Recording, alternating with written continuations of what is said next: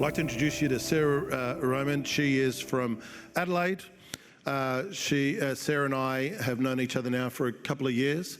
Sarah is an amazing speaker in her own right, an amazing MC for some of the prestige events that happen in her city.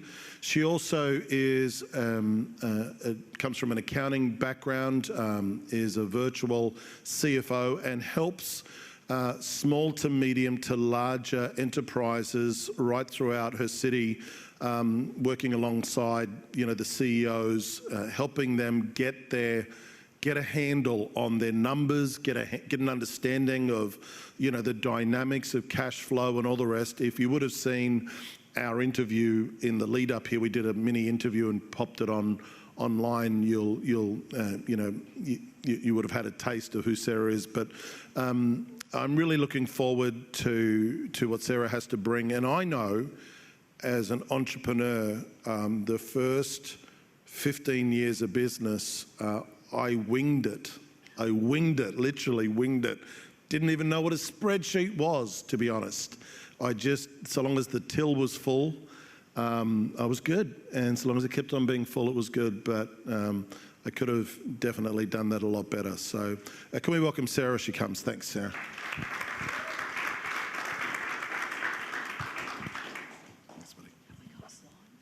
Yeah. Hello, everyone. We got the slides somewhere.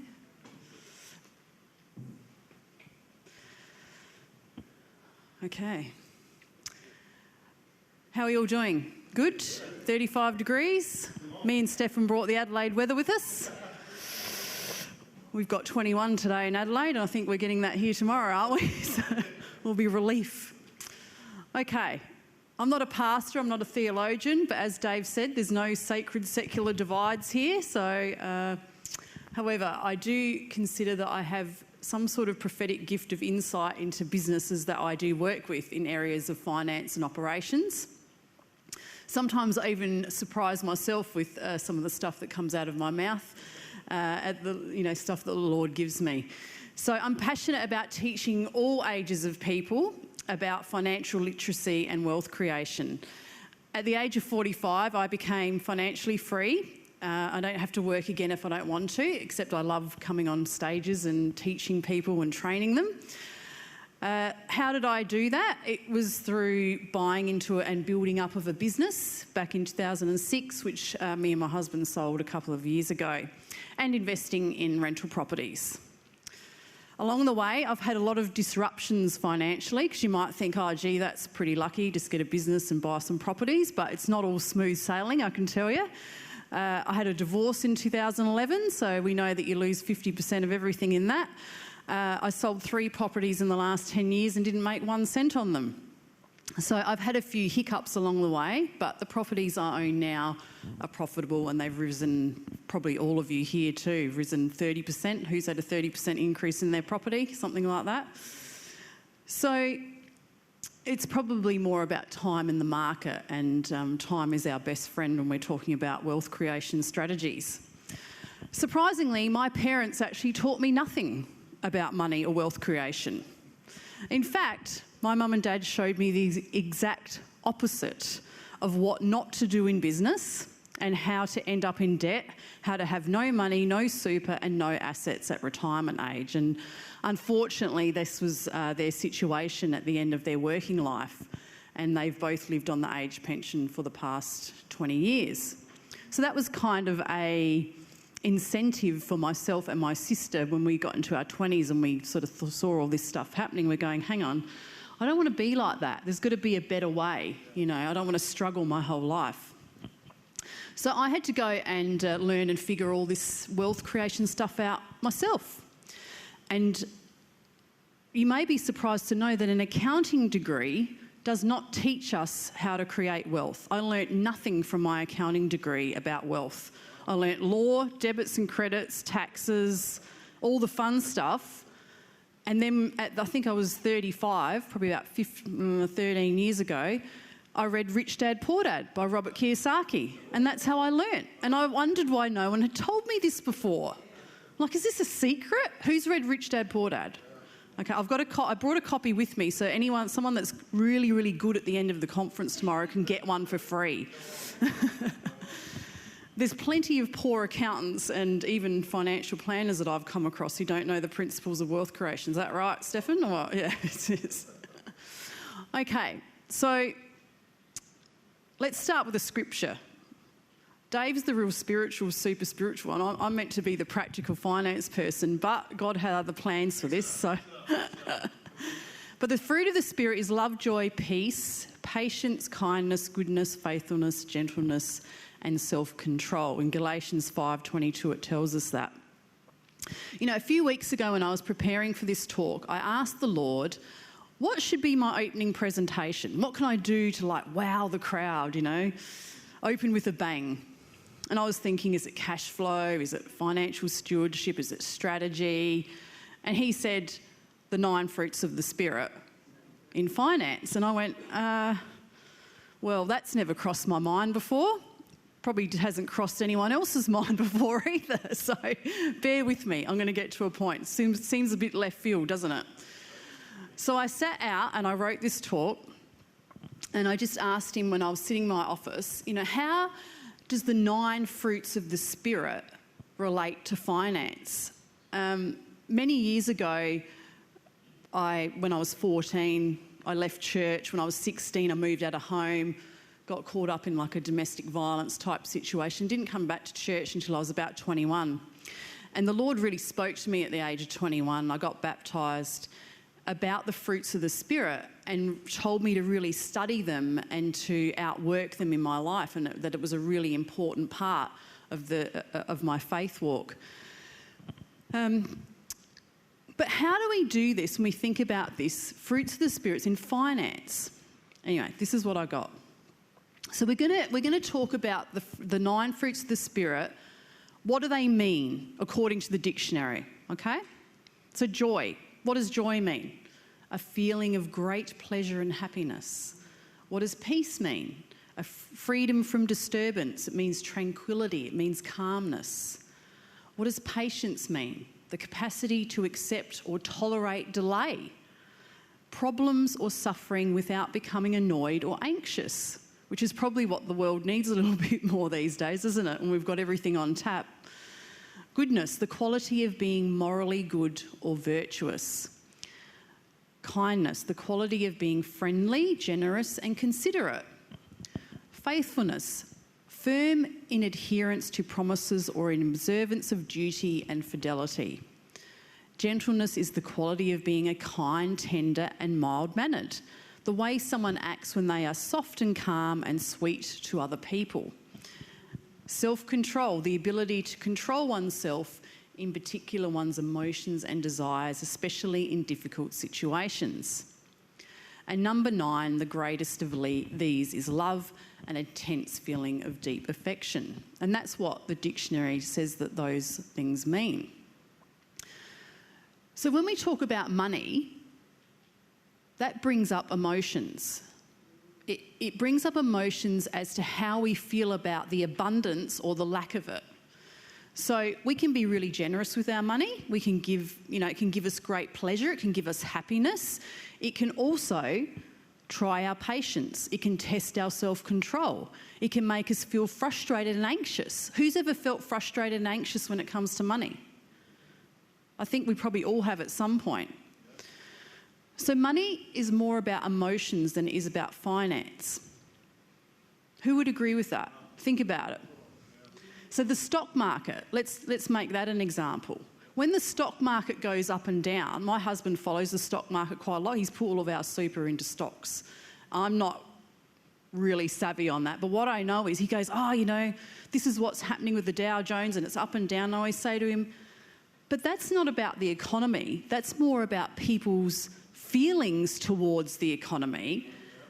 And that's about, because they're making the decisions to buy or sell based on fear or confidence, whatever.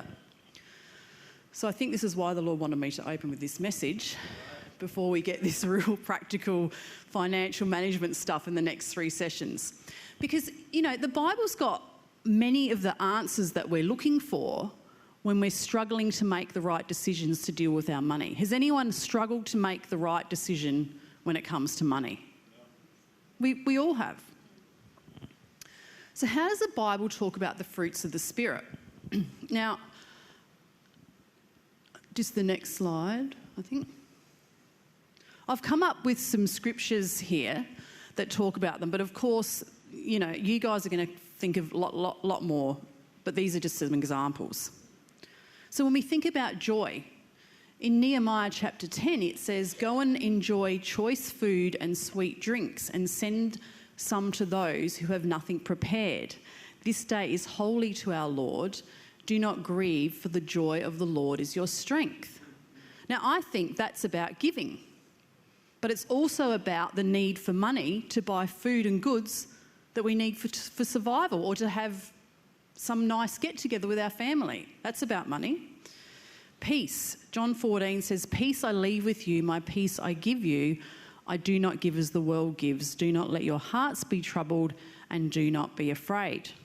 So again, we can all get troubled or afraid about our financial situation, but clearly the Bible's telling us not to. Patience. In Proverbs it says, "A person's wisdom yields patience. It is to one's glory to overlook an offence. Through patience a ruler can be persuaded and a gentle tongue can break a bone." Who's ever had to exercise patience when it comes to money? Who's waited on a contract to be signed or a customer to pay you? That's patience. So goodness, Psalm 23, "Surely your goodness and love will follow me all the days of my life, and I'll dwell in the house of the Lord forever." I think that's about provision. God's provision towards us that we will never go without. Because who knows, God knows we need money. Yeah, he's not oblivious to that. He created trading, didn't he? Next slide.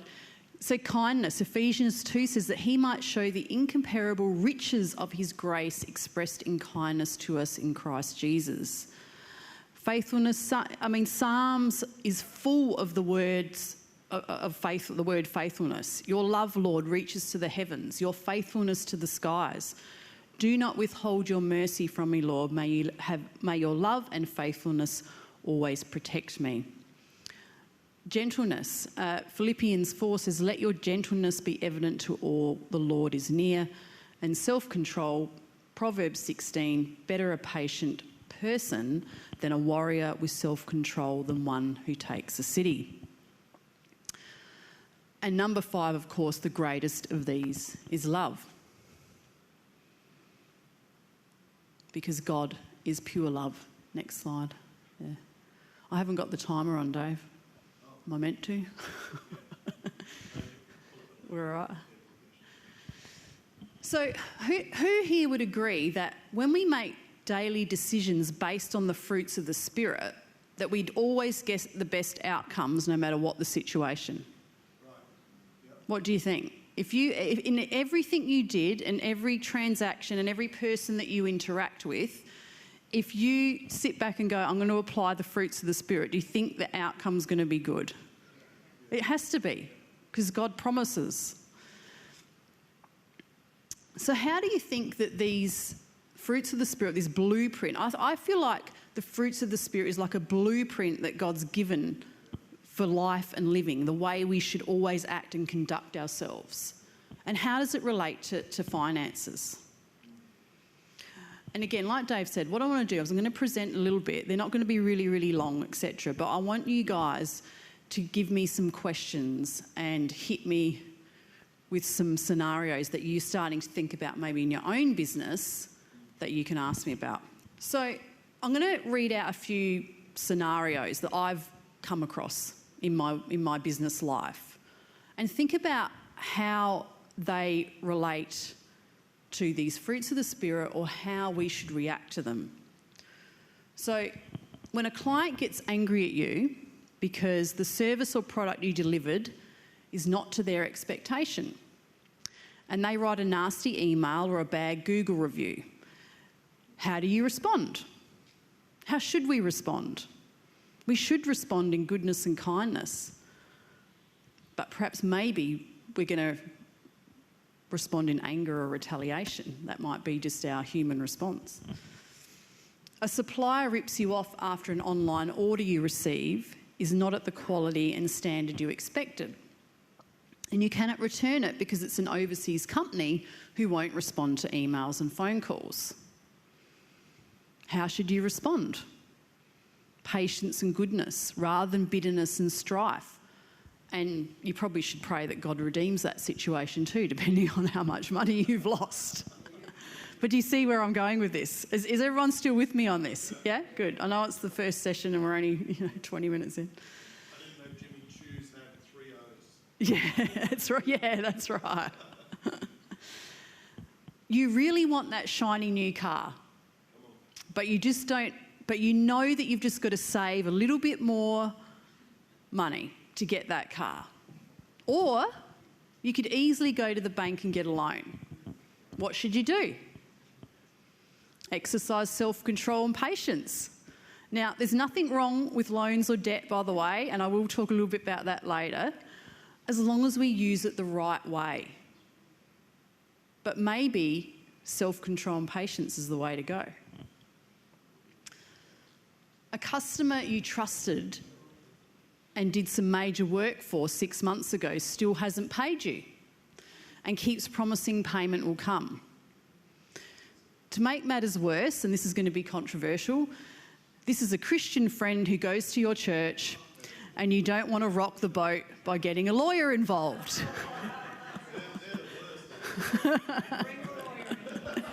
Anyone heard of that? What do you do?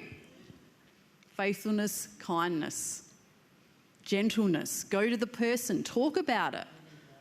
You know, sometimes we are quick to judge, aren't we? And we just don't know what's going on with some people. They might have a major financial or emotional problem. They could be having major family issues, and we can be quick to judge. This is a good one. One of my clients actually did this. You buy an established business in the same industry you're in, so you're expanding in a different location in your city. After the deal's signed, sealed and paid for, what you discover is that the vendor wasn't truthful with you about sales, about the costs. He was hiding cash. There's disgruntled customers coming back, filtering in for refunds due to faulty items. You feel anger. You're frustrated. There's all this time and money that's been wasted fixing up these issues. How do you respond to that ex-vendor? I mean, I have 2 takes on that. Number one, my client actually did this, and I said to him, well, I kind of warned you and you should have done a bit more homework as well.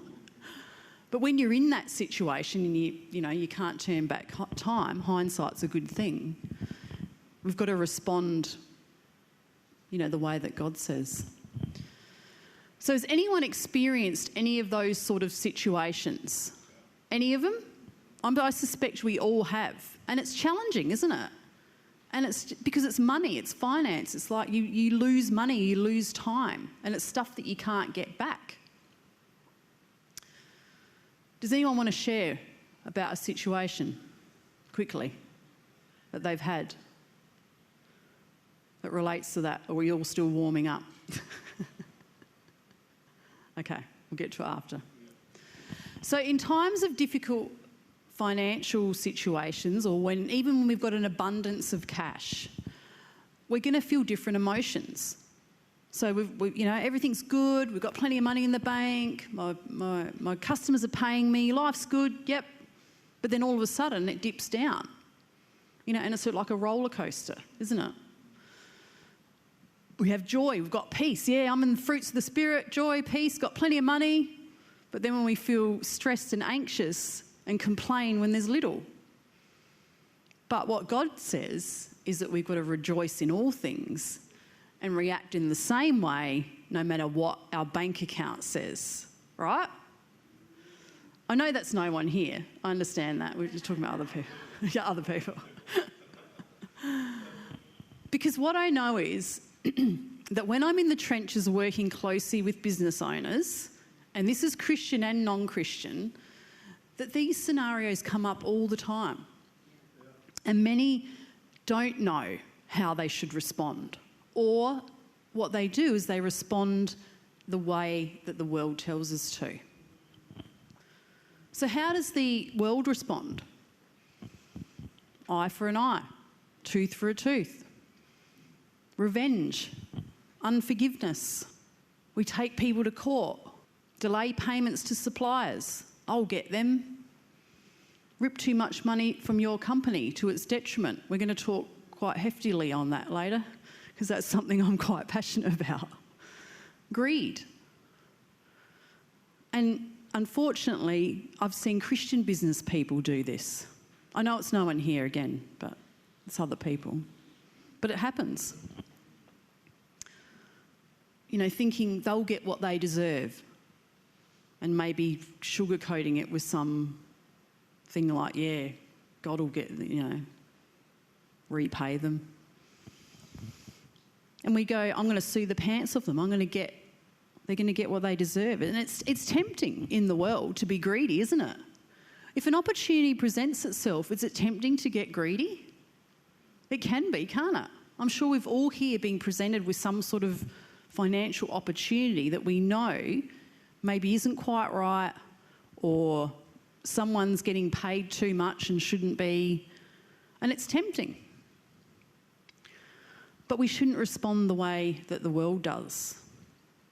We don't want to delay payments to suppliers. We don't want to rip too much money from our company just because it's legal. We want to respond the way that the world does, the way that God tells us to, and not the way the world does. So if we respond in the business world the way that Jesus does, he responds with love, joy, peace, patience, goodness, kindness, faithfulness, gentleness, and self-control. And when we exercise those things in our business, the outcomes are far better than if we'd just done the way that the world does. And sometimes it's hard to differentiate between the two, isn't it? Because, like Dave always says, we're sort of 5 or 10% in church life, and we're 90 or 95% in the world. And when the world is just constantly barraging us with, hey, do it this way, this is how business works, it's dog eat dog, do it the way, screw that person and don't pay them, and this is how you get ahead. It never works. I've never ever seen anyone where that stuff actually works for them in their business. It's always to their detriment. So when we apply those things in our business, we are going to have more sense of fulfillment when we follow the blueprint that God has given us. Then we're able to bless other people more. We're able to have more abundance. We're always going to have challenges in business, aren't we? We're always going to face things that aren't quite nice. But if we apply the fruits of the Spirit, then we're always going to get those sort of better outcomes.